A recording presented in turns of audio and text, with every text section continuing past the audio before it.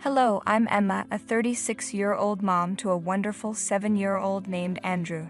Recently, my life has been pretty chaotic, and it's all because of my lousy ex-husband. You know the type, the one you wish you'd dealt with a long time ago. That's him. We met in college and went through some big life events together. We graduated, moved to Chicago, and supported each other when we first got jobs. We built a life together, but I don't want to overstate things. Josh has always been an average guy. He wasn't super successful or rich. We got together when I was in a vulnerable place because my mom had been diagnosed with cancer. Josh came along at that time and gave me the support I needed. Then, on one memorable Thanksgiving, Josh surprised everyone by getting down on one knee and proposing. It was a beautiful moment. I said yes, and we decided to get married. As a wedding gift, my parents gave us a mansion they owned. It was an amazing gesture and a great start to our life together as husband and wife. Then we had Andrew, our baby boy. Becoming a mom gave me clarity about my life and purpose, but Josh seemed lost. While I thrived in my well-paying job, Josh was struggling. He jumped from one job to another, never staying at one for more than a month. Our relationship hit a rough patch. At first, I thought things would get better, but I noticed subtle changes in Josh's behavior. He seemed unhappy with his financial situation. I earned more than him, which shouldn't have been an issue, but it hurt his ego. One day, I found some clues that suggested Josh was involved in illegal activities. I couldn't confront him directly because I knew he'd feel attacked and get defensive. I knew the company he worked for and was surprised by how much money he seemed to be making. It just didn't add up. It felt like I was walking on eggshells around him, and it was really tough. Finally, I had enough. One evening, I got the courage to have a serious talk with him. To my surprise, he didn't get defensive. He admitted to the illegal stuff and his messed up reasons for doing it. He told me he'd been using the company's credit cards for his own expenses and embezzling money. He said it hurt his ego that I earned more than him, and that we lived in a house that was mine, not his. When Andrew was born, things got even worse for him. He felt ashamed that he wasn't the one providing for our family, and he got tangled up in embezzlement to make more money. His confession about the illegal activities was the final blow to our already fragile relationship. My priority was Andrew, my sweet little boy. I couldn't stand the thought of him growing up with a father involved in criminal activities. Josh was not the role model I wanted for him, and I was scared of the consequences of Josh's actions on our family. Who knew what he would do next and how it would affect our lives? I couldn't take that risk, especially with Andrew's future at stake. I wanted the best for my son, Andrew, so I did what any mother would do. We got a divorce and shared custody of Andrew. Breaking free from the toxic situation we were in was scary, but it was also freeing. It's been a smooth year and a few months since the divorce, and things were going well. We had a system. Josh would take Andrew on weekends, and we kept communication minimal. Josh mentioned getting married again, and honestly, if he finds someone who makes him happy, that's his business. Our divorce wasn't even that messy, so it was just an ordinary Monday morning. Andrew got on the school bus, and I started my day. I did some chores and took our dog, Archer, for a walk. Just typical mom stuff. I work as a social media manager for a lifestyle magazine, so I mostly work from home, except for 2 days in the office. I was in my study, getting into my work groove, when I heard a woman's voice calling my name from downstairs. It didn't sound like any of my close friends dropping by for a surprise visit. I went downstairs, and there she was, a blonde woman who had barged into my house. She looked familiar, but I couldn't place her at first. Then it hit me, it was Claire, Josh's new wife. Emma, finally. I think we need to talk. Oh, hi, Claire. I'm not sure what you're talking about, but go ahead. So how long do you plan on staying here? I mean, okay, Josh helped you out at first because you're the mother of his child and because Andrew is with you. But I think it's time you figured out your stuff. It's been months. Hold up. What are you talking about, Claire? I'm just tired of living in a tiny apartment. It's cramped, and I couldn't even invite my family and friends over for Christmas. It's really tough to make memories in such a small space. I can see why you and Andrew love it here. It's like a dream home.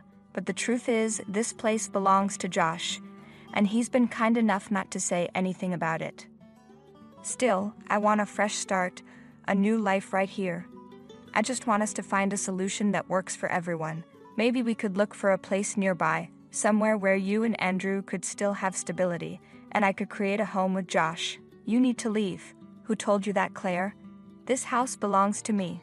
I inherited it from my parents. No need to hide it from me. Josh already told me how you've been spreading rumors that the house is yours and badmouthing him for not being successful. I don't know what's going on between you two, but talking negatively about a guy who's letting you stay under his roof? And think about your son. What kind of picture are you painting of his dad? Hold on, Claire. I'm curious, who's been telling you all this? Let me set things straight. This house is definitely mine, and honestly, Josh is the last person I want to talk about. But Josh said that he owns this place and that it's his. Why would I lie to you? I can show you the paperwork that proves this house is mine. When I got married, my parents gifted me this place and made me the owner. And as for getting my life together, I already have a job that supports me and my son. I don't know what to believe anymore. I was pretty sure Josh had kept Claire in the dark about the house's ownership. Do you have some time, Claire? Yes, I do.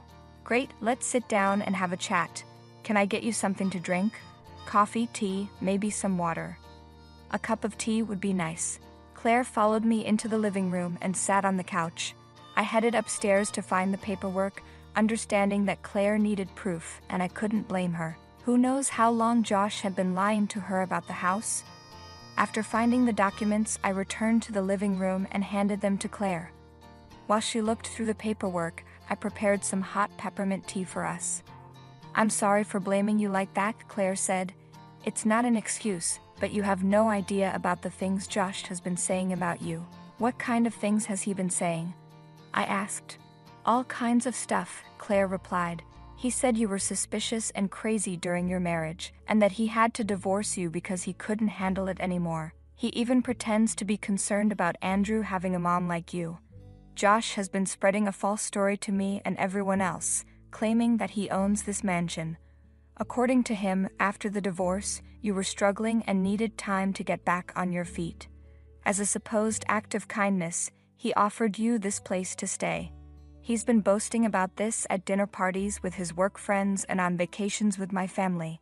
It's like he's turned it into his favorite topic whenever someone mentions you or the divorce. He even said he gave you warning signs, implying that you were clinging to the house. I couldn't believe the rumors Josh had been spreading about me. He was totally trashing my reputation, making it seem like I was a helpless mess after the divorce, relying on his so-called kindness for support. To be honest, I never really doubted Claire for a second. Josh had always been a shady character with his own secrets. The main reason for our separation was because of his involvement in white-collar crimes. Back then, I was still kind of hung up on him, which made me hesitant to expose him. I thought I was in love, but looking back, I definitely made a mistake. I was in a tough spot when it came to Josh. I didn't want him anywhere near our son, but at the same time, I didn't want to see him end up in prison. So I made an excuse about growing out of the relationship and decided to leave quietly. But finding out he's been acting all high and mighty, going around like he's my knight in shining armor, I wasn't going to let that slide. I decided to lay everything out in the open. Claire, there's something you need to know. I'm not sure what Josh told you about why we separated, but I haven't been completely honest with you either. What do you mean, Emma? You see, Josh was involved in embezzlement. Yeah, it was a tough situation. I confronted Josh about his actions, and he finally confessed to using his company's credit card for his own personal use. I was torn between wanting to protect him and feeling the need to do what was right. In the end, I decided not to turn him into the police, but I think he got away with it. Wait, Emma, you're saying Josh, my husband, got tangled up in freaking embezzlement? Seriously. I can't even wrap my head around that. I know, I didn't believe it either. I wanted to protect Andrew from all of this. Josh was still my husband, and I couldn't bring myself to turn him in, but I did what I thought was best for Andrew. I didn't want him to grow up with a father involved in illegal activities. I had to put his safety and future first. Wait, what if he's still pulling off fraud? He never got caught for what he did. If he's not been caught, he's probably still at it. This is blowing my mind. I mean, this is the guy I married. Wow, sorry, I'm just processing all of this. It's a lot to handle. I need to figure out if he's still tangled up in that mess. We can't just let it slide this time. Well, I can think of a plan. Isn't Josh's birthday in 2 weeks? Yes, it is. I've got a genius plan to finally expose him to everyone, Claire. You won't believe the epic idea I've got, so picture this. What if you ask Josh if we could throw his birthday bash at, well, let's just call it his mansion, you know my place. Use all your powers of persuasion until he can't resist saying a big fat yes. We'll invite all his work buddies, basically everyone he's ever met. And then comes the piece de resistance. We'll drop a super special announcement and give him his birthday surprise. Count me in. Take down my number. Claire totally nailed convincing Josh about the big party because when Josh came to pick up Andrew for their weekend together, he asked me about it. Hey Emma, I need to ask you for a favor. Of course, Josh. What is it? Well, Claire wants to throw a big birthday celebration for me, and she wants to invite all my coworkers, her family, and pretty much everyone she knows. The thing is, our place is like a sardine can, and it's just not going to fit all those people. So I was wondering if you'd be willing to let us use your mansion for the party? Andrew would be thrilled about the idea as well. Josh was completely oblivious to the trap we had set for him. Little did he know that he was walking right into our carefully crafted plan. All right, Josh, I'll think about it. The mansion is available, but I'll need to check with work to see if I can get the day off. I'll let you know. Thanks, Emma, Josh said. And there's something else. I know it's a big favor to ask, but could you pretend that the mansion is mine during the party? It would be embarrassing in front of my coworkers and in-laws if they found out I had to borrow your place. I don't want to look like a total loser, and maybe let's not tell Claire about it either. Typical Josh. Well, I don't know, Josh. That seems like a pretty huge thing to keep a secret. I'll have to think about it, but I can't guarantee anything. I know, it's a bit of a stretch. But just think about it. I'd owe you a lot if you'd help me out. Well, I've got to go now. Just text me and let me know, okay? Bye. And just like that, everything fell into place. I texted Claire, letting her know that the plan was a go, and asked her to send out the invites to everyone for Josh's big day. A few days later, I gave Josh the green light to celebrate his birthday at my place and promised to keep his little secret. The big day had finally arrived, Josh's birthday. He walked in with Claire, and we acted all casual, but little did he know that we had a whole plan brewing behind the scenes. Andrew was pumped to see his dad, but I couldn't ignore the hurt and betrayal I felt. I had protected Josh and kept his secrets, and in return he spread lies about me and our marriage. I was done being the good guy, and it was time to change that. As the guests started rolling in, I couldn't help but observe Josh putting on his charming act, trying to look perfect and flawless. But little did he know that his lies were about to be exposed. All of his friends, coworkers, and family members filled my house, totally clueless about what was going to happen. Finally, when almost everyone had arrived, Claire and I gathered everyone around. Hey everyone, so we're all gathered here to give a shout out to Josh today. But you know, if we're going to raise a glass to the guy, it's only fair that you know what he's really about. It's easy to talk smack and spread gossip, but believe me, the truth has a way of showing up. Now, you might be curious about how Claire and I, the ex and the current wife, can actually get along.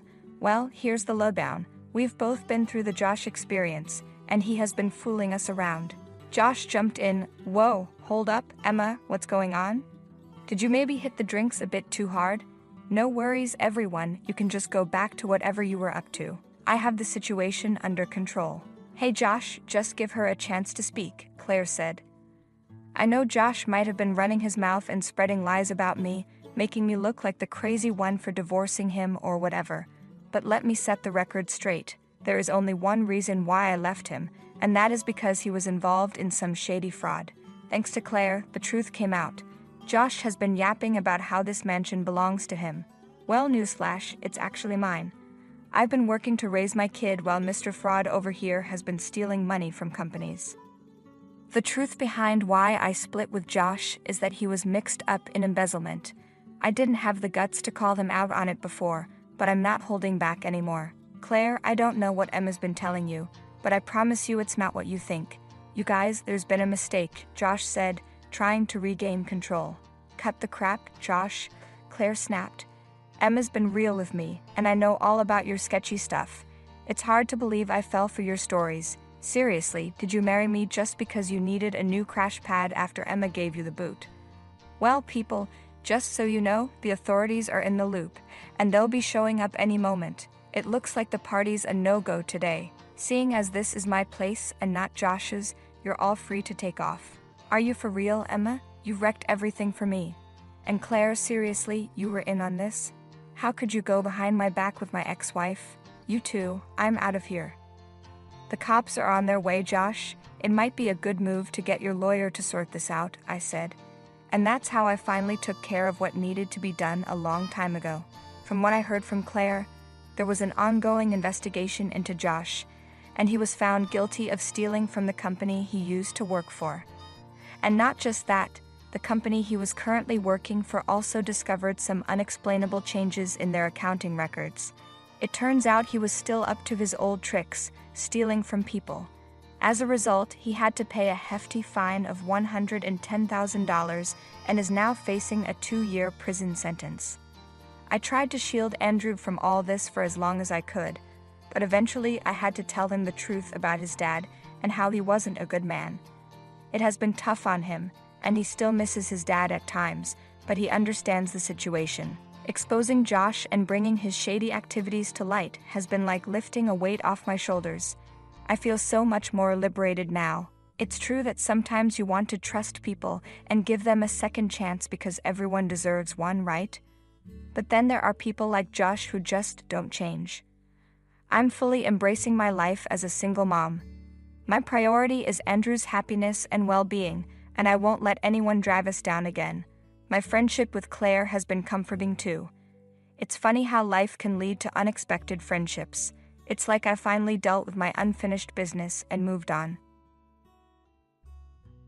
When I got to the next beautiful spot in my rental car, my mother-in-law called. As if she had been there the whole time, it was my wife's mom. Then I asked, "Hello, Mrs. Johnson, what's up?" With a knowing look at my husband, David. On the other end, her voice was crazy. "Leave David alone right now. Get your clothes in a bag and go to the bus stop by the rocks. Tell me what you're talking about, Mrs. Johnson. David is going to hit you. He's hiding a gun in the car." That's the game she was following. I can't believe David would. "Okay, I'll leave right away." Even though my answer was a little flat, it seemed to have persuaded her.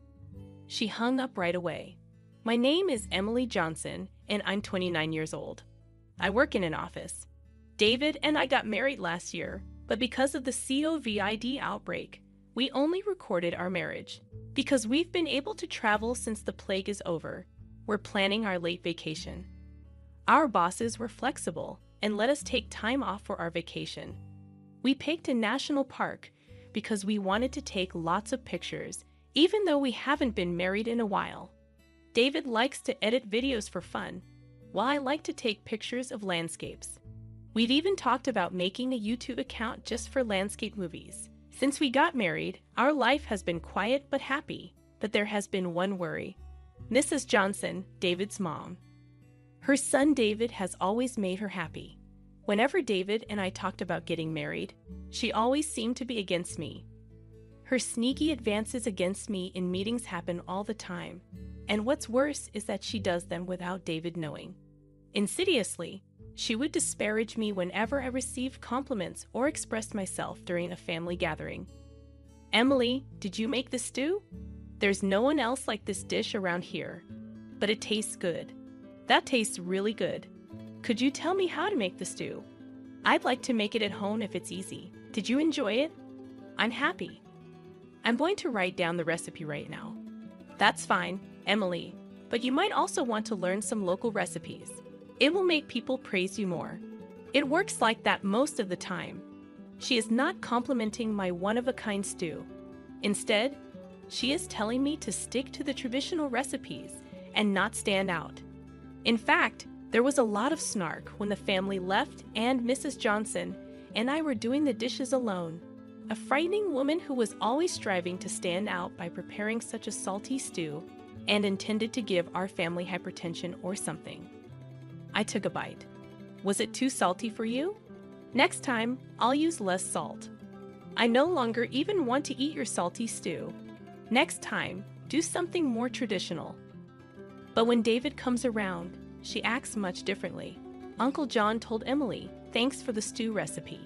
Your dish seemed to be a hit with everyone." "Really then? That's wonderful. What do you want to eat tomorrow?" "David, Emily, and I are going to make it together." She would smile and smile her way into our talk. To change the subject, it's so obvious that it's hard to be mad about it. After that, it became kind of a joke for us.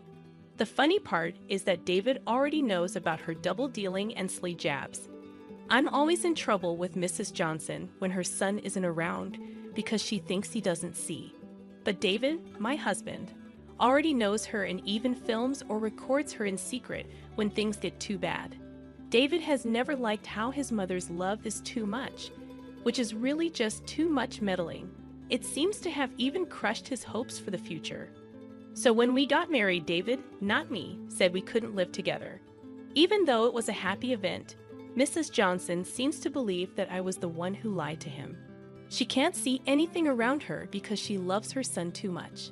I'm afraid she'll do something stupid soon.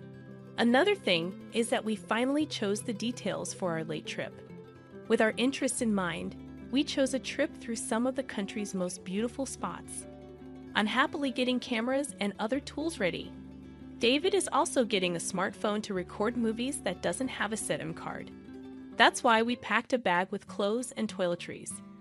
On this trip, we'll be able to see mountains and drops. I want to take beautiful pictures, so we need to check the weather forecast too. That's right. Misty and beautiful landscapes are hard to describe, but I really hope it's sunny today. As we continued to get ready, we laughed together. But Mrs. Johnson still gets in the way, even now. That was a call. Like I said, it's Mrs. Johnson. "Hello," I said when I picked up the phone in front of David. I quickly put it on speakers. "Hi, Kate, Emily. Are you really going to go on the trip with David? You've been married for more than a year, and now you're taking a honeymoon? What do you think?" It looks like she doesn't want me to go on vacation with my husband. To deal with this, the best thing to do is show off your trip. Well, we finally don't have to follow any rules. David's business and mine have both agreed to let us take time off for our vacation, which we're going to make the most of. She took my bait and became my wife.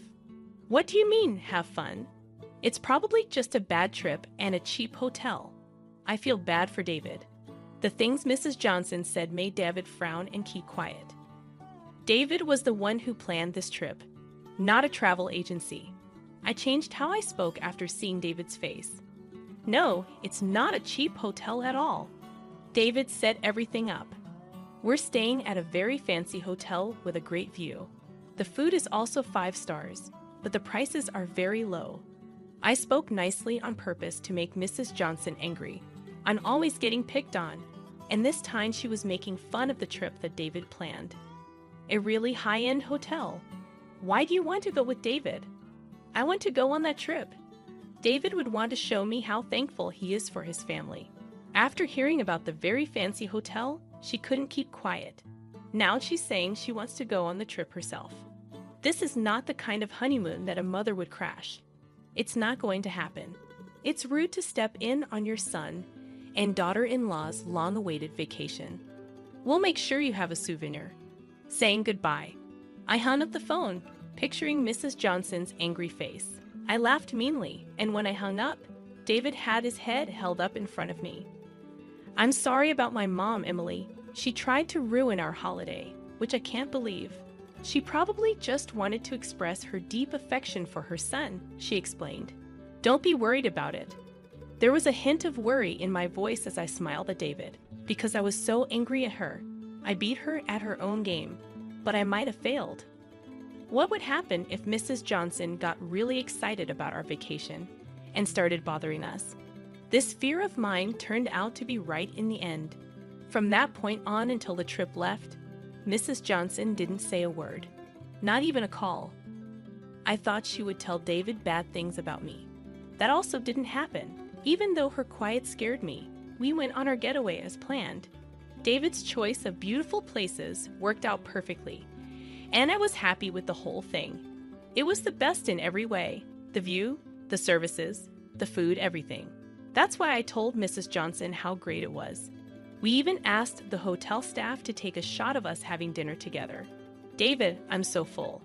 Thank you so much for setting this all up, I said as I fell asleep on the hotel bed. It felt so soft and cozy on the bed. David, my husband, was very happy to see me rolling around in bed. He said, I'm glad you like it. Let's go to the spa after you've had a chance to rest. I'll look at the pictures and movies we took today while we wait. The health spa.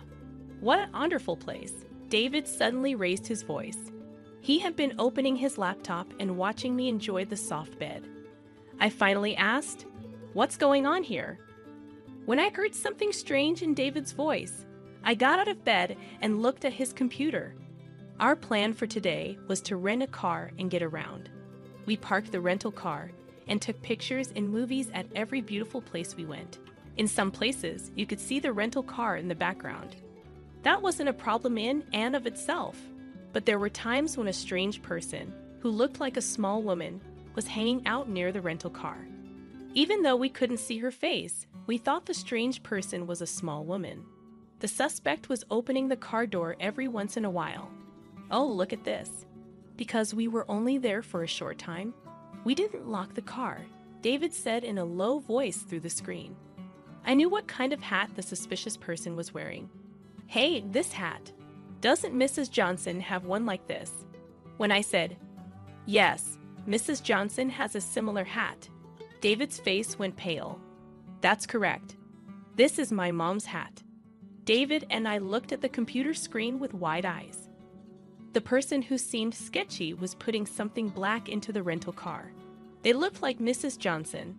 She looked like she was taking something out of the trip bag that she had left in the rental car. Then, after some time, the strange person left without taking anything. Something was put in the bag for the trip. I quickly threw it out. It had a strange weight to it. I didn't notice the change in weight because the bellman carried it for us when we got to the hotel. It was a bag with clothes and toiletries in it, but nothing important. It looked like nothing was stolen. After that, a strange thing came out of the bottom of the bag. What came out shocked David and me. What is this? You're kidding me. We were both very tired when we left the hotel the next morning. Because of the amazing thing that came out of the bag the day before, we were very busy. The phone almost always rang at the exact moment we got to the next beautiful spot in the rental car. It came from Mrs. Johnson. David was on the phone, so I told him to pick up. Hello, Mrs. Johnson, what's going on? The person on the other end of the phone from Mrs. Johnson sounded very upset. Get away from my kid right now. Get the bag with extra clothes in it and go to the Cape's bus stop. How does she know there's a bus stop close to the Cape where we're on vacation? What about our luggage? How does she know about things like the bag with the extra clothes? She called at just the right time, so I think she's probably hiding and watching somewhere. There were a lot of confusing parts of the call, so I asked Mrs. Johnson for a reason. Tell me what you're talking about, Mrs. Johnson. David is getting ready to attack you? He has a gun hidden in the car. Oh, I see. That's the case. I pretended to follow Mrs. Johnson's lead. Even though I already knew everything, it's not possible. David is hitting me. Okay, I get it. I'm leaving now. Even though my answer was a little stiff, I think I was able to trick Mrs. Johnson. Mrs. Johnson hung up right away. I waved to David, who was driving, and then took the bag and went to the bus stop. I didn't forget to act scared, of course. After that, I called the cops. After about 5 minutes, I got to the Cape's bus stop, where an investigator in an unmarked police car met me. Well, yesterday's prediction came true. The agent looked upset and said, I never thought you'd really call it in. I'm truly sorry that I took part in this joke. Please come with me. I think David should have caught Mrs. Johnson by now. As I drove back to the rental car, the investigator followed me in his plainclothes car. Yes, I could hear Mrs. Johnson's words from where we parked the rental car. Hey, David, how did you know where I was? It looked like Mrs. Johnson had no idea that her evil plan would be found out ahead of time. My husband found her hiding in the shade of a gazebo in the parking lot and caught her. Not right now. Today, I won't forgive you. Mrs. Johnson was scared by the way her husband looked like a demon. She was even more shocked when she saw me come back with the detective. As Mrs. Johnson had planned, I had a travel bag in my hand. The moment Mrs. Johnson saw it, she yelled, "Officer, arrest that woman right away. There's a gun in that bag," she says. "She wants to use it to kill my son." Mrs. Johnson yelled at me in that manner, displaying a proud expression as she did so. I stood still in front of Mrs. Johnson and dumped the bag's contents on the ground. The pants were wrapped up in a small bag so that the men wouldn't be able to see them. While Mrs. Johnson looked for something, she couldn't find it. "What? Where is the gun? It should be there since I put it there yesterday. Is this the gun you are looking for?" The detective showed Mrs. Johnson a picture. It was a picture of a hunting gun put in a plastic bag. Upon seeing the picture the detective showed, Mrs. Johnson's face went pale. "That shooting gun belonged to my late father-in-law, didn't it? Honestly, how did you manage to open the gun safe? When I found it yesterday, I thought my heart would stop. I gave it to the cops right away after calling them." Mrs. Johnson clenched her teeth and looked down when she heard my voice and the voice of my husband. "Oh, Emily is to blame because it was in her bag. It has nothing to do with me." Mrs. Johnson began yelling out of panic. My husband and I both let out big sighs. The officer then came up to Mrs. Johnson with a big smile on his face. "Yes, we had to ask Emily about it since it was in her bag. Yesterday was supposed to be a holiday, but we questioned her for hours. Why did you know that Emily's gun was in her room bag?" Even though the detective was happy, his voice was soft. "I can see why he's mad. Besides, the shooting gun was taken out without permission, even though it wasn't trained. It was in Emily's bag, though." Because Mrs. Johnson couldn't face the detective, she desperately tried to explain herself. "Oh, so you saw Emily's travel preparations, but you and Emily's family are separated, aren't you?" "Of course, we're separated, and we haven't let her into our house for a year." When that was said, Mrs. Johnson yelled back, "Don't speak out of turn." The police officer pressed Mrs. Johnson even more. "Oh no, were you watching Emily's house?" "No, that's not a good thing to do. You need to go to the station with us." Mr. Johnson freaked out when she heard the detective's line, which sounded like it came straight from a police show. "No, I wasn't spying. So you can't take me against my will. I put that gun in there." "Oh, she told everyone on her own." "Well, I had already said it earlier when I turned the bag inside out." Before this, the detective had been happy, but now he wasn't. "All right, a confession. You'll be coming with us on your own because you broke the gun rule." Mrs. Johnson was shocked when the detective spoke. "What? Why? Didn't I say I wasn't spying?" When Mrs. Johnson spoke out against it, her son got very angry. "It makes sense, Mom. The gun your dad gave you was yours, but you don't have a shooting license.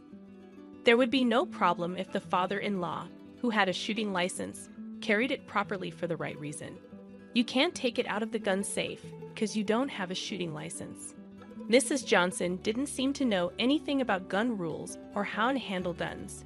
I don't know how she got it this far without an accident, even though the live ammo was kept separate and not put into the gun. Even so, Mrs. Johnson still refused.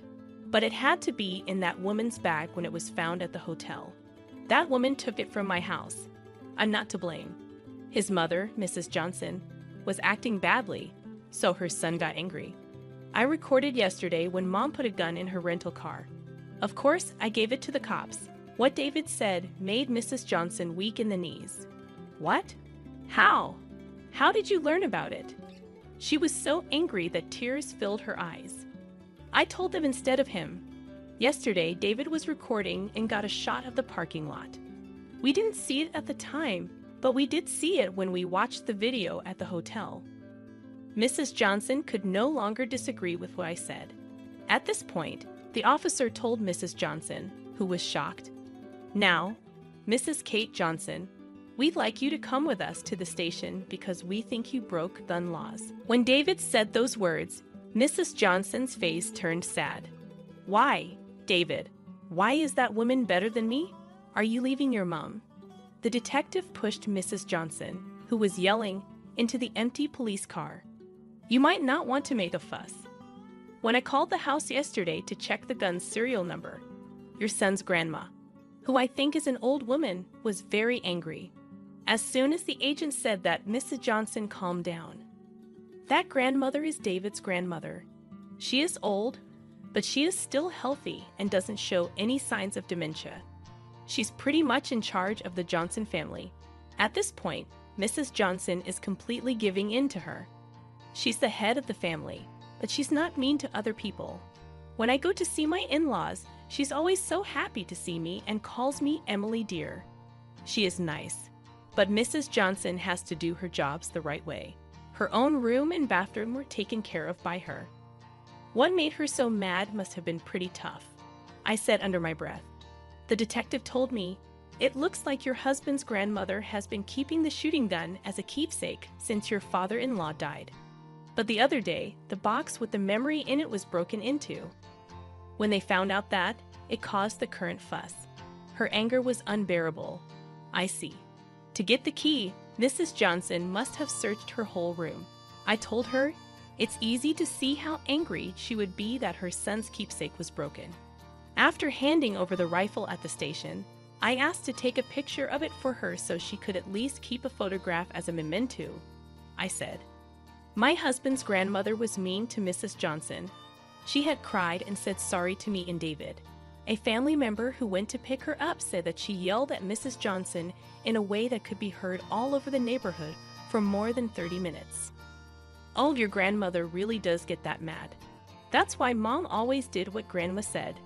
Now everyone in the neighborhood knows what Mom did wrong, I said. Yes, thanks to his grandma's lecture, the incident became widely known, and Mrs. Johnson could no longer walk the streets. When his grandmother found out that David had broken up with her, she got permission from the police station and the prosecutor's office to send Mrs. Johnson to a farm run by a relative in the Nebraska mountains, in an area that looks like a basin. She could come back, but it would take 3 hours to get here by car. She was working so hard on the farm that she couldn't possibly get away. After some time, it turned out that I was pregnant. The family, my husband, and his grandma were all very happy. His grandmother was already excited about having a great-grandchild and started to work on making her legs stronger. My husband and her are going to fight to see who can take the baby for walks in the pram. I hope she doesn't drop the great-grandchild while holding it. She has also begun to improve the strength of her upper body. It's nice to see her getting her mood back. She was really down because of Mrs. Johnson's fuss. My husband and I are getting all of the baby stuff together today. I'd like to live with your grandmother if it's possible. She's really excited about it, and it looks like she'll live a long time following the birth, taking care of the child with grandma. I told them, we'll figure it out some way. Well, if she lives longer, I'll be happy to. My husband said, I'll talk to grandma about it. I took out the camera. I rubbed my belly and said, when the baby is born, I'm going to take lots of pictures of the baby, my husband, his grandmother, and the rest of the family.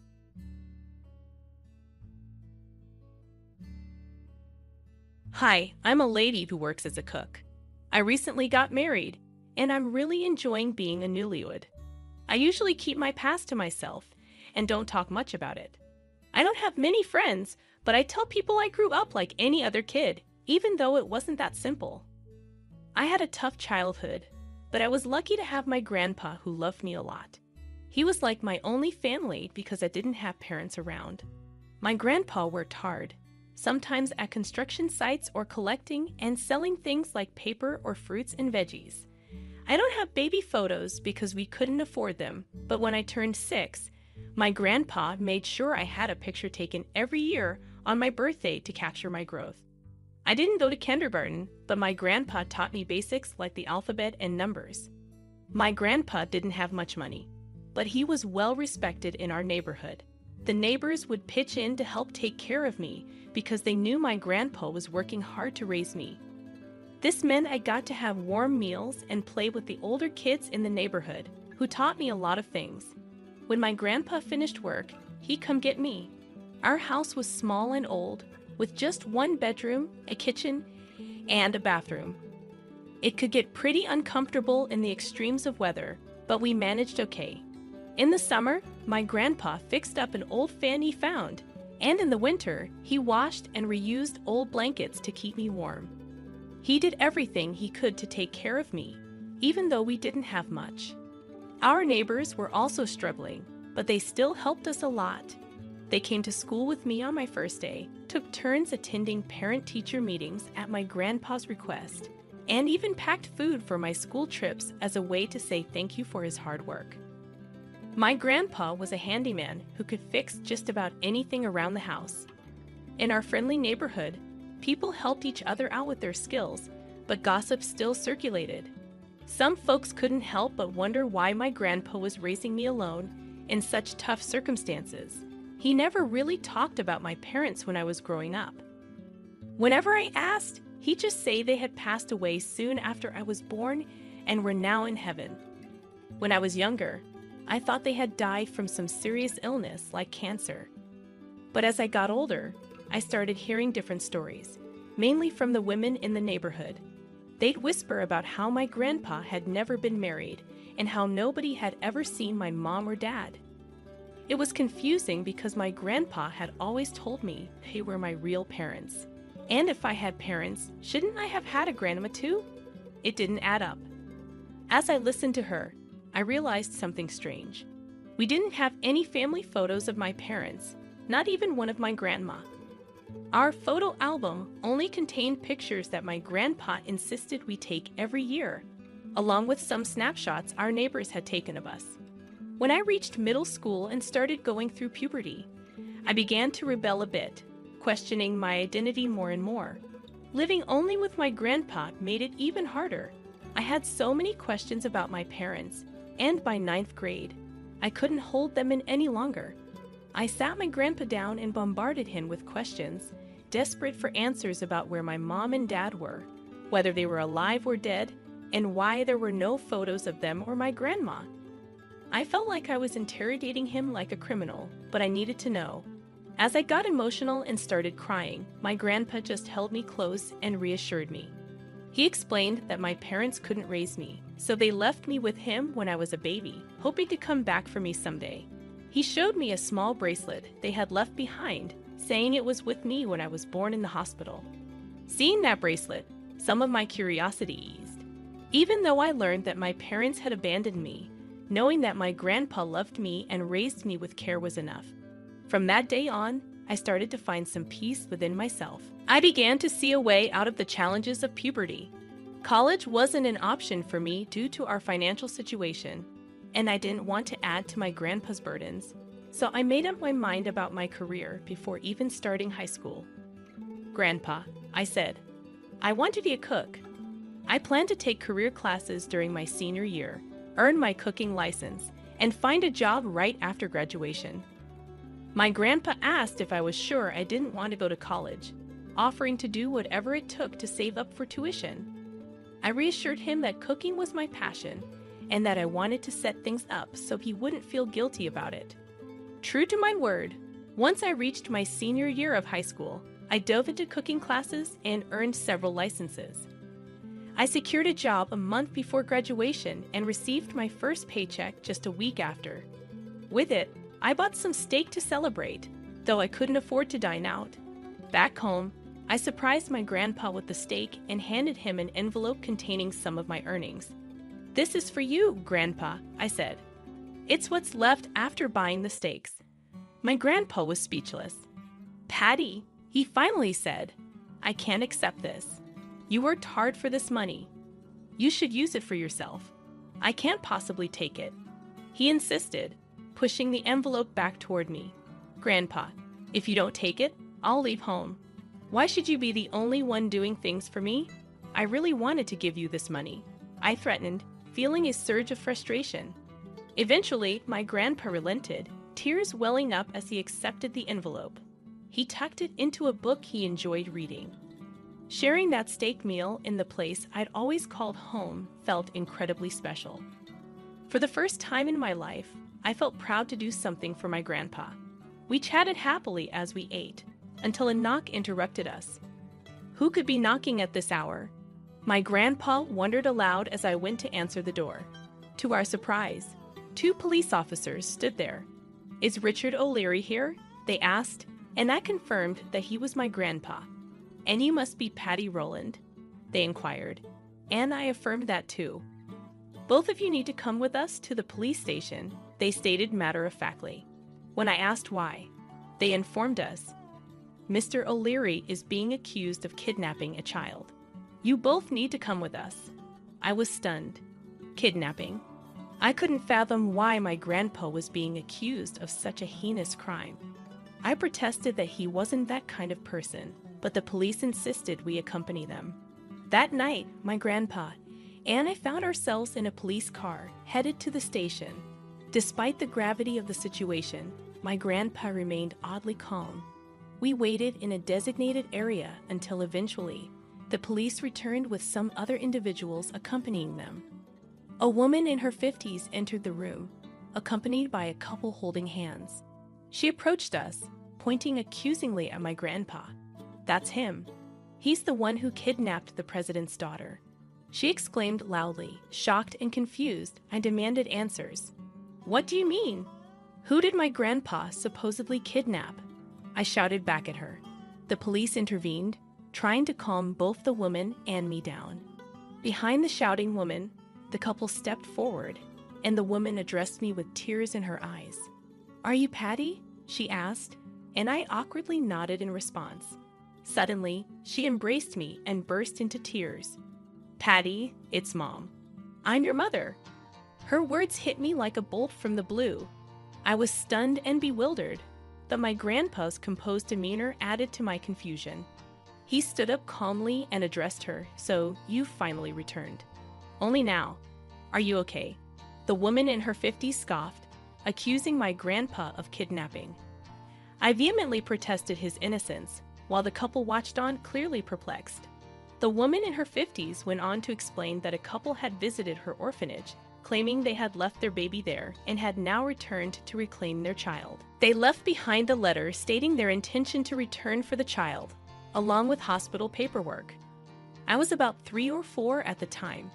However, despite searching through records and adoption papers, we found nothing about the child. Then, a distant memory surfaced. There was a child who went missing years ago, causing a major commotion. Despite reporting to the police and filing missing child reports, she was never found. I recalled an old man who used to work at the orphanage abruptly quitting around that time. He had been overly attentive to the children, and I had considered firing him before he vanished. Could he have been involved in kidnapping a child from the orphanage, leaving behind a distraught woman? We underwent DNA testing as my grandpa calmly observed the couple. He asked the police, "Are they truly Patty's parents?" The police insisted we wait for the results. Then, my grandpa pleaded with the officers, offering to stay in jail if necessary, but asking for the chance to tell his side of the story. Grasping the officer's hands, he began to speak. The police acknowledged his right to defend himself. Grandpa agreed to share his story once the DNA confirmed the couple's parentage. Reluctantly, the police consulted the couple, who agreed to the arrangement if it meant hearing the truth. While awaiting the DNA results, my grandpa remained at home under recognizance, and I continued my routine going to and from work. 2 days later, the DNA results came in, showing a 99.99% match. After 20 years, I finally met my parents. Hearing the news, I was overcome with a strange mix of emotions.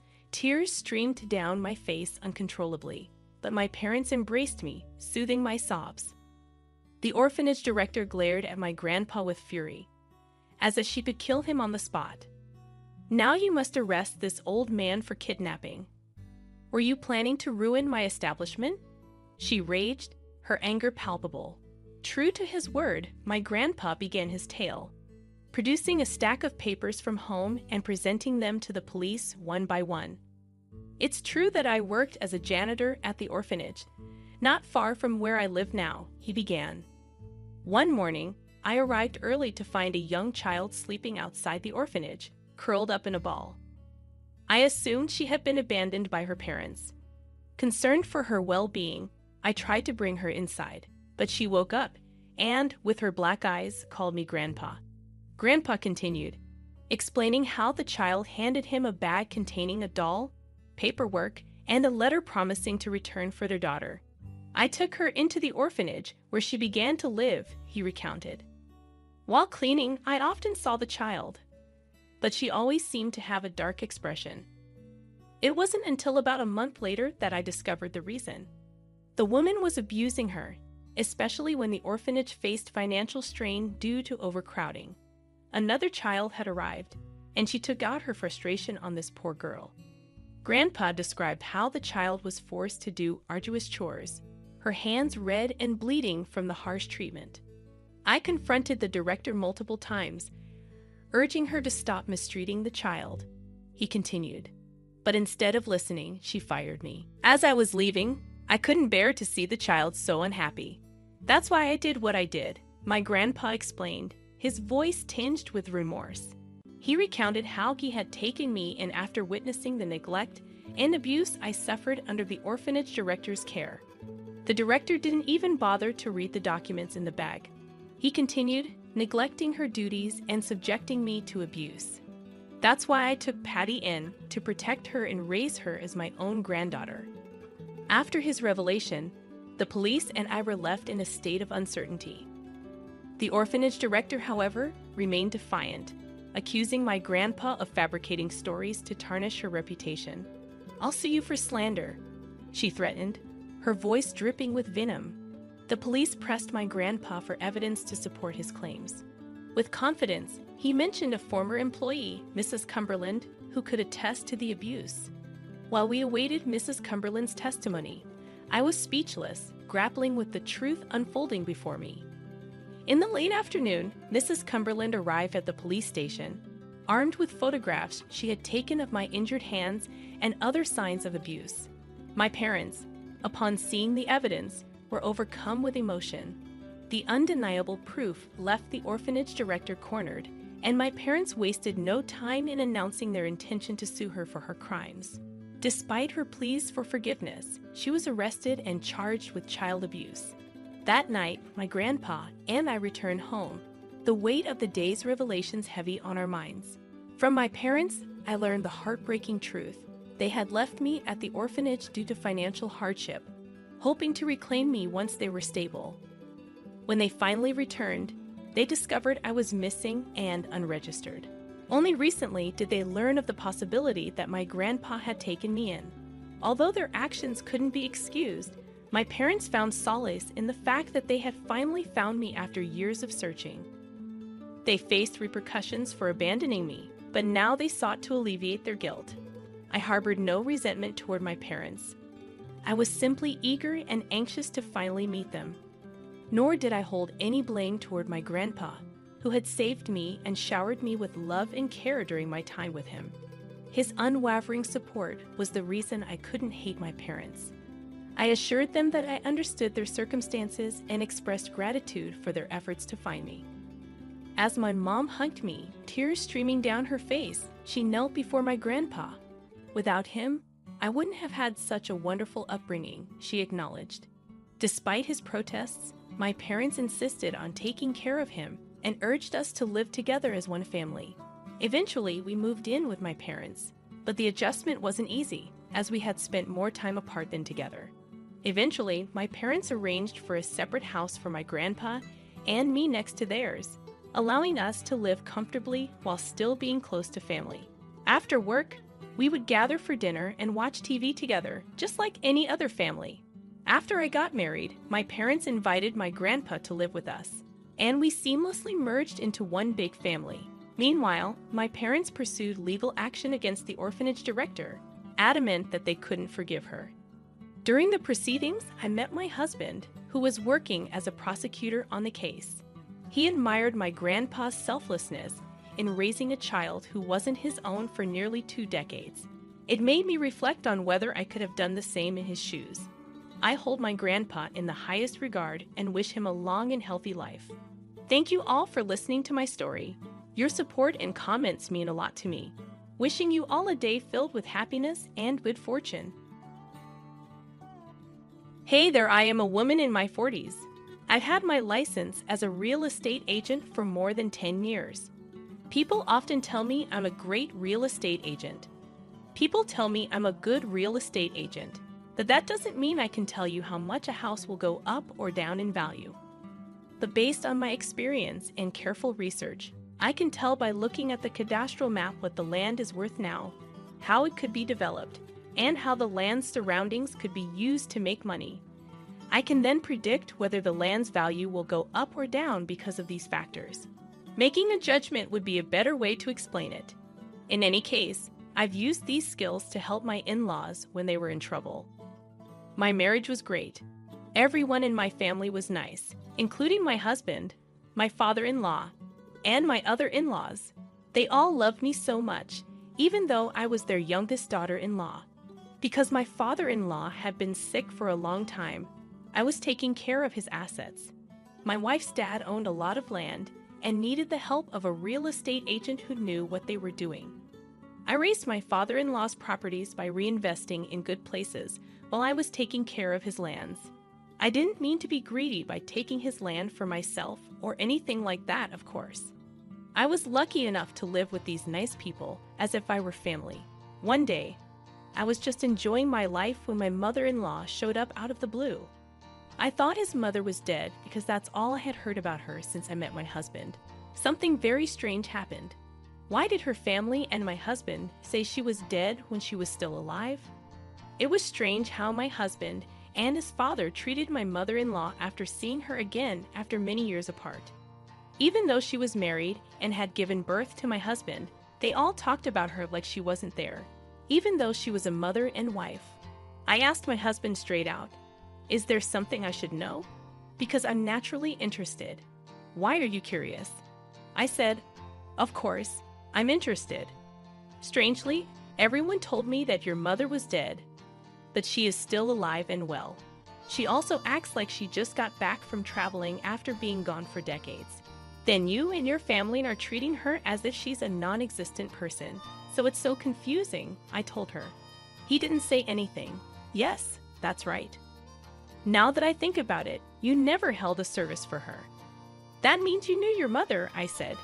Even if she died on the street somewhere, we wouldn't have done anything to remember her, he said. Oh my God, do you think that woman is my mom? Isn't she somebody else? Is she not your birth mother or the woman who gave birth to me? I had a question. She gave birth to me, but she's not my mother. We decided she wasn't going to be her mother after she left us and moved in with someone else while my dad was in bed recovering from surgery. The truth is that I'm glad she left us and ran away. I wish she wasn't my mother even before she left, my husband said. I learned that my in-laws, who were always getting along, had a lot of problems in the past after hearing my husband's sad story. They thought my mother-in-law was dead when she was still alive. I'll start with the conclusion. It was because my mother-in-law was a bad wife and mother. When he was younger, my father-in-law was very poor. Now he owns a lot of land and is very rich.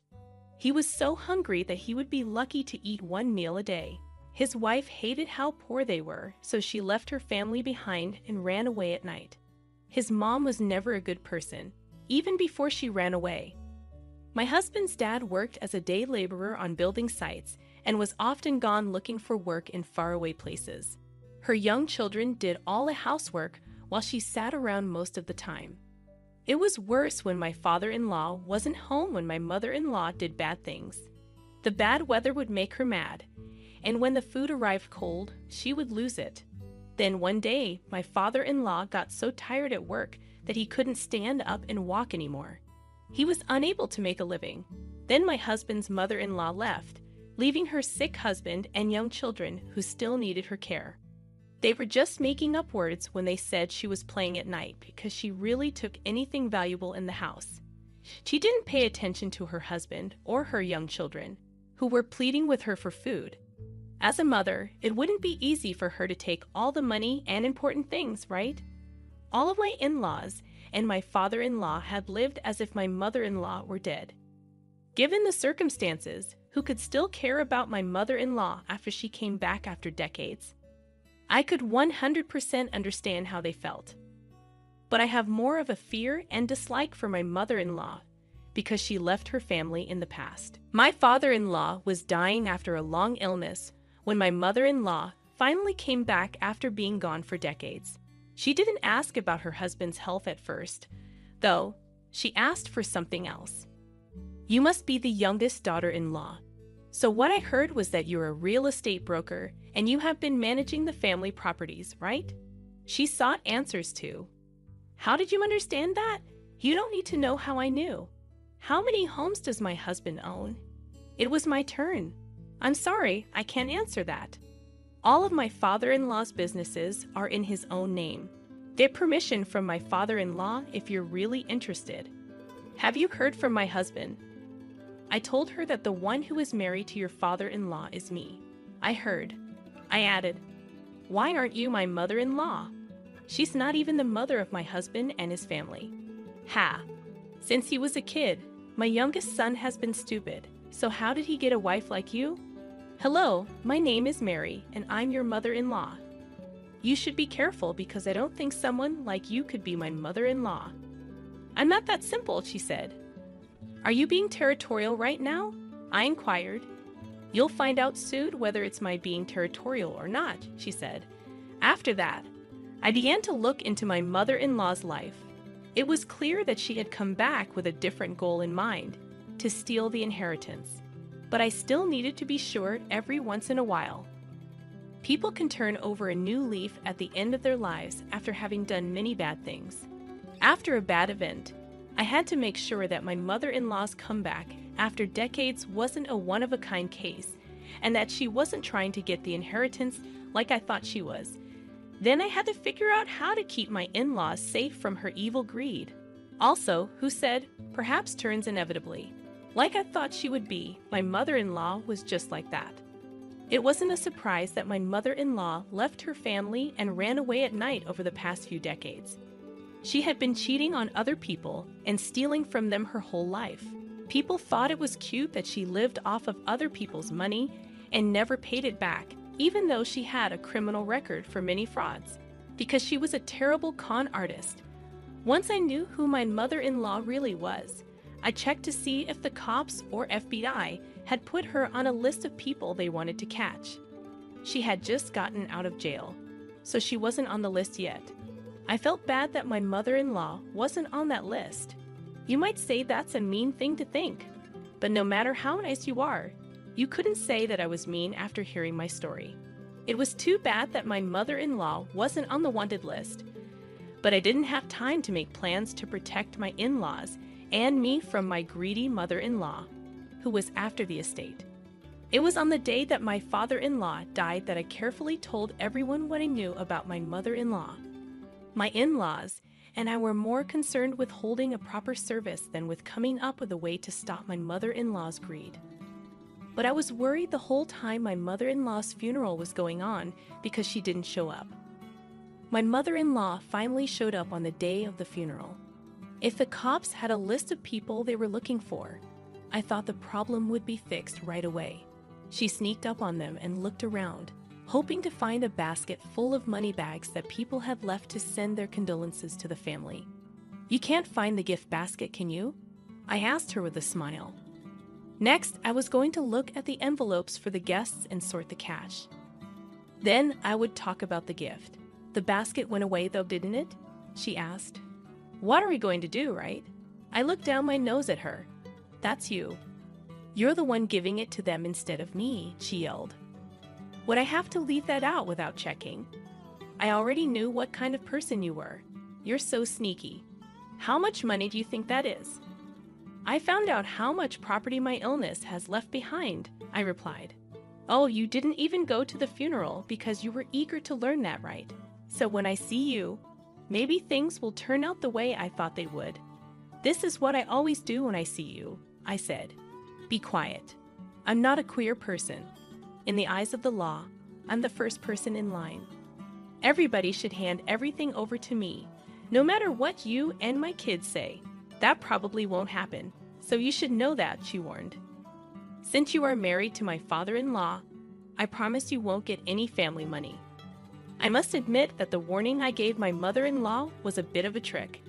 Even though my father-in-law was sick because he died so quickly, my in-laws and I were not able to make any plans for how to deal with my mother-in-law's greedy behavior. As expected, she started showing how greedy she was in order to get her husband's big inheritance all to herself. She sent proof to my in-laws right away that her marriage to my father-in-law was still legal. It showed that people knew about what was being sent to the court to get my father-in-law's will certified. Even though she had been tried many times for fraud while committing crimes, she knew a lot about how the court system worked, which helped her. I talked to a few lawyers on behalf of my husband and his family only.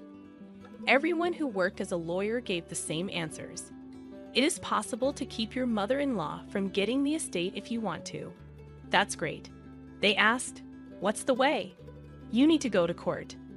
You need to ask the court to officially declare that the marriage between your father-in-law and mother-in-law is over. In this way, you can avoid a trial. It won't be simple, they said. Then, I replied, "That's probably why I said it happens. Since your father-in-law died, it will be even harder." They went on, "It's probably the same no matter which lawyer you meet, because the courts aren't very friendly when it comes to divorce and inheritance issues. One piece of advice I can give you is that most of the time, pretty good deals are made in this situation. It won't be as stressful as going to court. We don't want an agreement that most people would think is reasonable in this case," they said. "Okay, I'll be back when the trial is over." When my husband and his family heard that lawyers thought it would be hard to fight with his mother, they were upset. People should always be able to get in touch with the government. But as a real estate agent who deals with land and property, I found court fights very strange and hard to predict. Additionally, regular people like my husband and in-laws felt like they had no choice but to carry the weight. My husband and his in-laws did not agree to a ridiculous deal, though, because they did not want to recognize their mother's role as their mother. In order to cheer them up, I gave them a small bit of hope. Why should our silly game make us the victims? Since I was the youngest daughter-in-law, I had all the responsibility, so I asked him to trust me and not worry. That's how my husband and his in-laws chose to get ready for court. Of course, I wasn't crazy about my confidence. There was only one thing that was certain. I was sure that my mother-in-law didn't have enough money to go to court over the estate.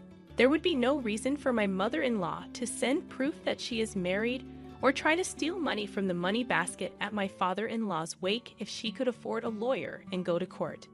And this time, too, my mother-in-law never did anything to change my mind. As if to show that she couldn't afford to hire a lawyer to go to court, she broke into my in-laws' house with some neighborhood bad guys, made a scene, and demanded that the property's title be transferred. The marriage license and driver's license that my mother-in-law waved at us were her weapons. She had no shame at all. She yelled, "Look, aren't you crossed off as your dad's wife? He has never formally split up with me. Yes, is that right? If you know, you should first change how you feel." "You jerk in front of my mom," she screamed. "This is how I think my father-in-law would act if he were still alive. You stole everything valuable from the house and then went away, leaving your sick husband and young children behind. How dare you drool over a house?" I replied, "Don't you think I know you're doing this because you're afraid to lose? You must have been told by the lawyers that I'm the most important person in the court case about the inheritance, right? So you must know something about the law since you've been to and from court. Okay, Mrs. X, convict. Is that not true?" I pushed back. "That was a long time ago. It's possible to mess up." "How many times have you been convicted of a crime, huh?" she asked. I made a mistake. Who believes that? Did your friends who are in prison tell you that? But you're just that to our family. A liar, a criminal, a former prisoner, and a bad thief who didn't show up for decades, I said. Hey, lawyers said that. The marriage between you and my father-in-law will have been over a long time ago if you go to court. We won't have to pay you anything if that's proven. It's clear that you have no idea how hard it is to go to court because you talk too much. One thing I know for sure is true. You know how tough fights can get. You also don't have the money to hire a lawyer, which is why you're making a scene here. You want the fortune but don't want to go to court, I said. She stumbled and said, You, that's not us though. Remember that I am enough to carry that weight by myself. Stay away from our family if you don't want to see something worse. I'll be nice and buy you a hamburger, even a combo, if you promise that. Watch out, I said. Let's see if you can be the last person standing and laughing. The things I said to my mother-in-law were planned ahead of time by my in-laws and me as a way to get my mother-in-law to bring those thugs to put even more pressure on us. They did exactly what we asked them to do so we could get real proof. They smashed things in the house and said they would beat all of my in-laws.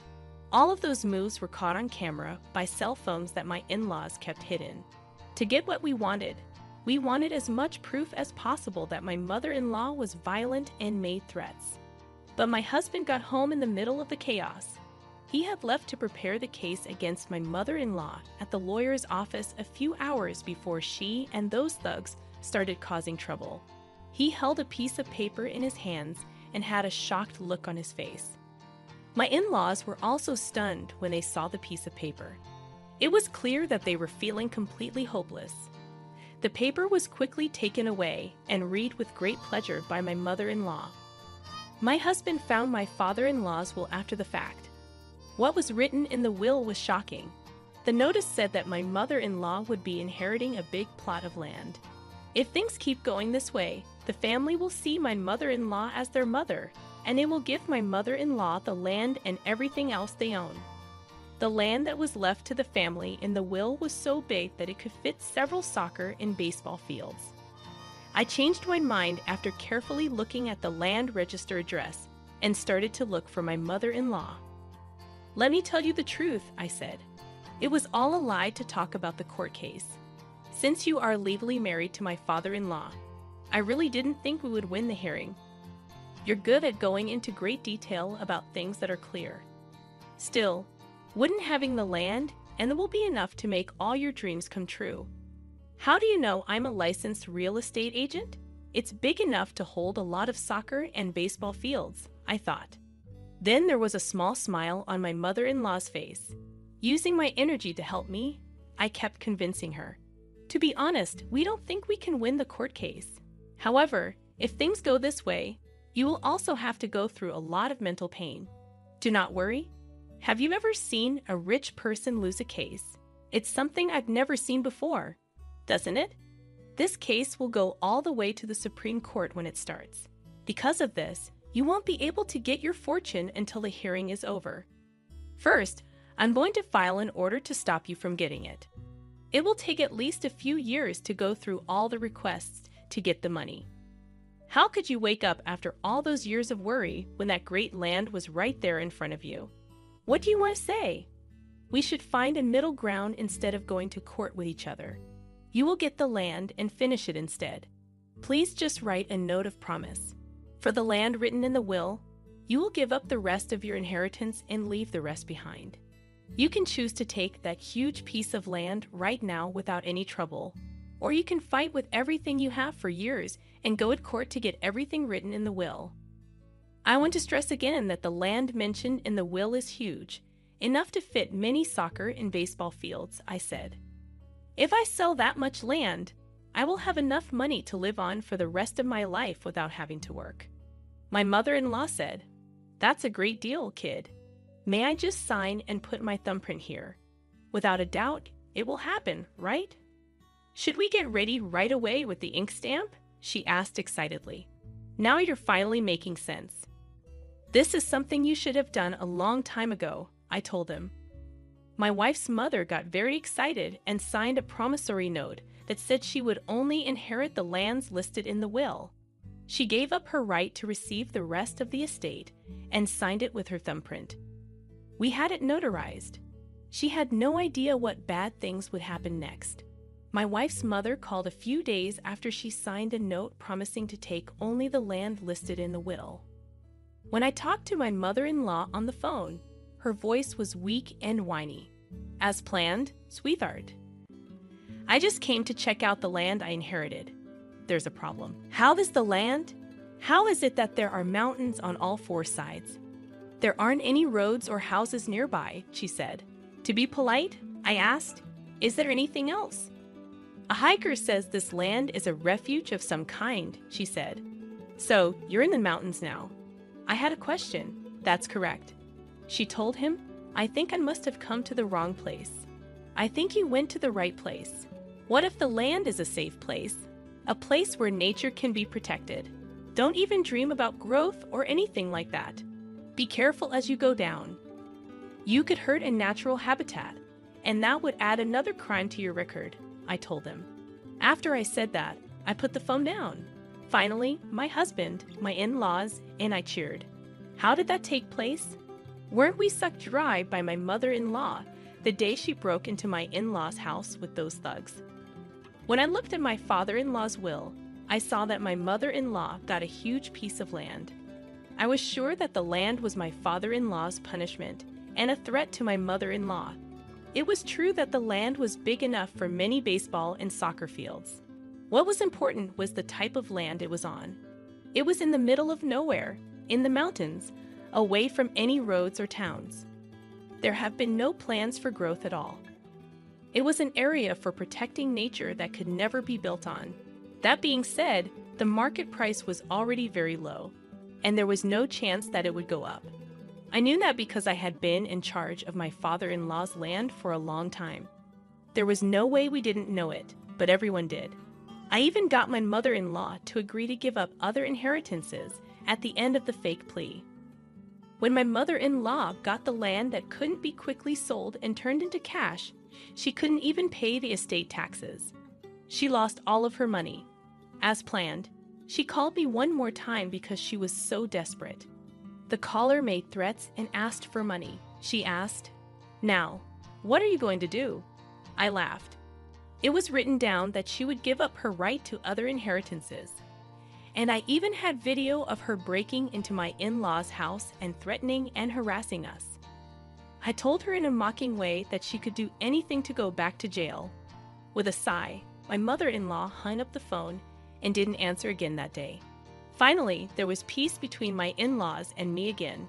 In today's language, my father-in-law got even by working with his four sides and his daughter-in-law, who was a real estate salesman.